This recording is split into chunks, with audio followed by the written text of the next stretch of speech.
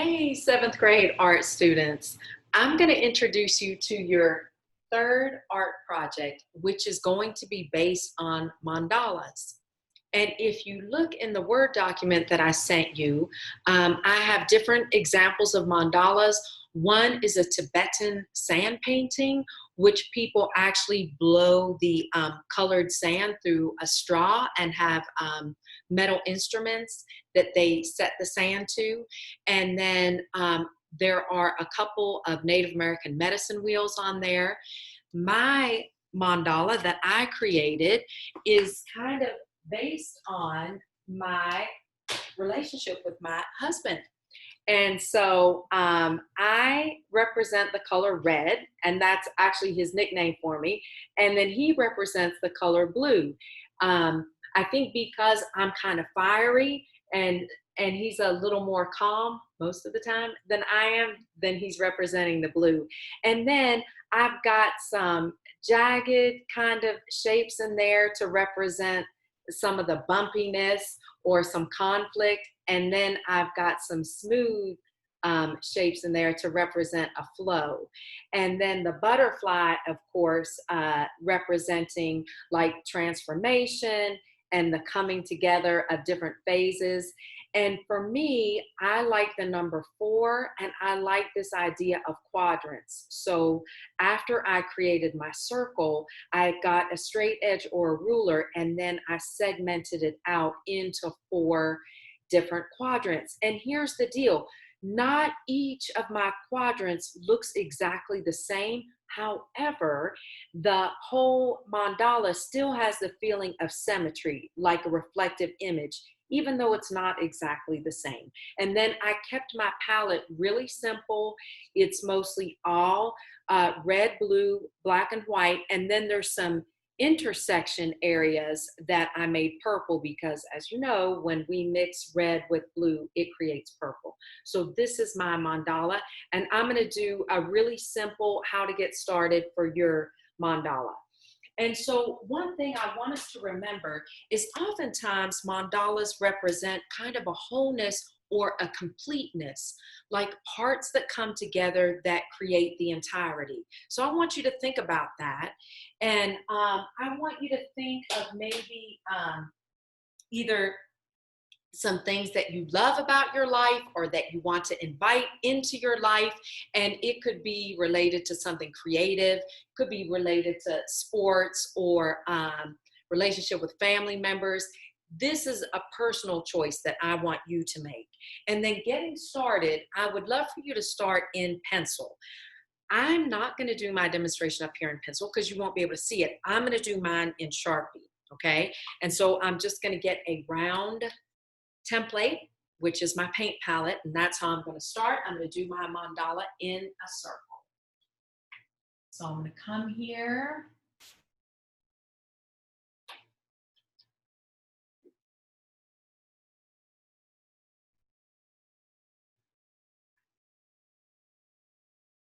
And sometimes I like to come top to bottom and then meet my other half to make sure I get it a little on the symmetrical side.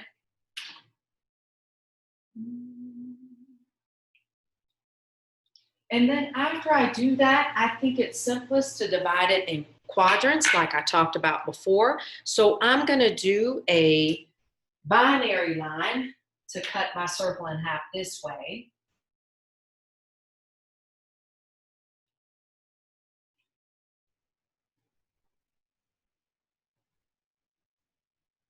And then I will do a horizontal line.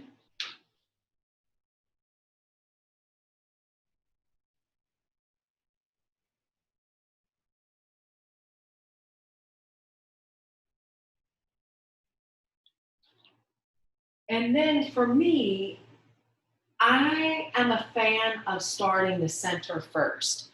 You don't have to do it that way. Maybe you want to start it in the corner and come out, or maybe you want to start on the ends and then come in.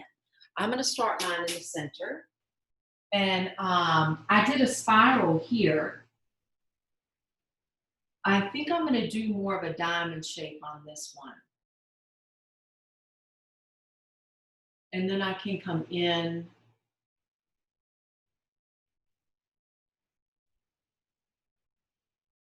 And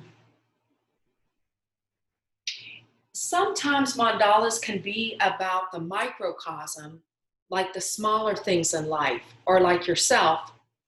And then it grows out to connect with the larger macrocosm, the larger universe or world or community that you're involved in.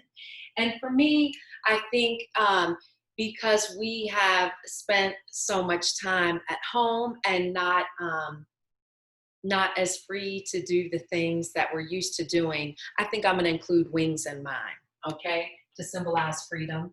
And I'm going to come and start at this quadrant here.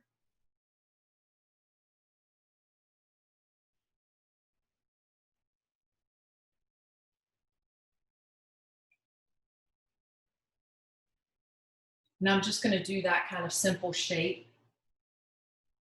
And then I think I'm going to come at a diagonal and do another wing here.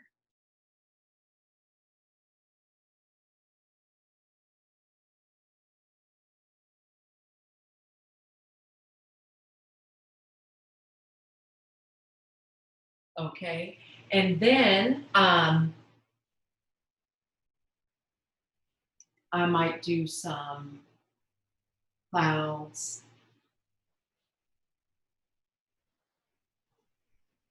And one right here.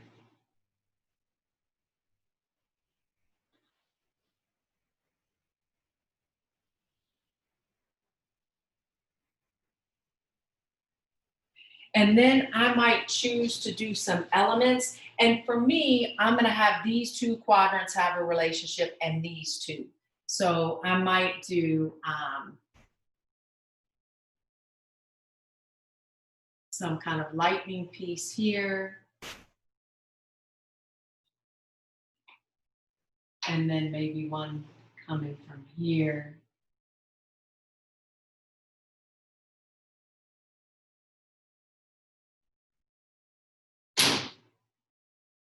Yeah, and then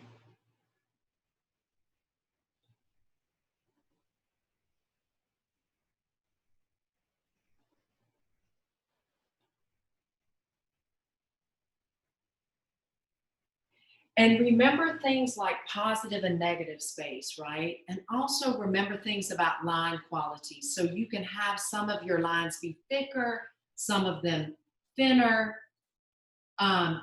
Absolutely, if you are able, please incorporate color into this assignment, because in our contour line project, as well as our 1-point perspective project, we have left those black and white. So I would love it if you can incorporate color in these projects. And please look at the examples that I included in that lesson plan on Google Classroom. And I'll just show you just a couple of ones here. I know I just talked about using color, and then I'm showing you a black and white one. All these are in black and white. This one sort of looks like a labyrinth or some type of maze, which a labyrinth is considered to be a type of mandala.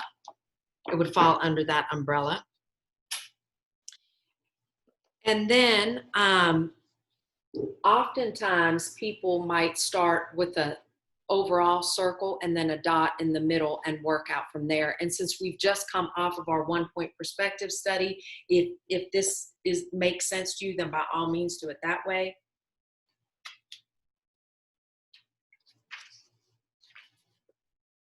And then we have more botanical ones, or ones that look like kaleidoscopes.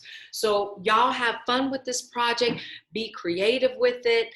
Do it in the 2-week time interval, because we have another project coming up after this. Okay, it's good to see you, and we'll talk in another couple weeks. Bye, 7th grade.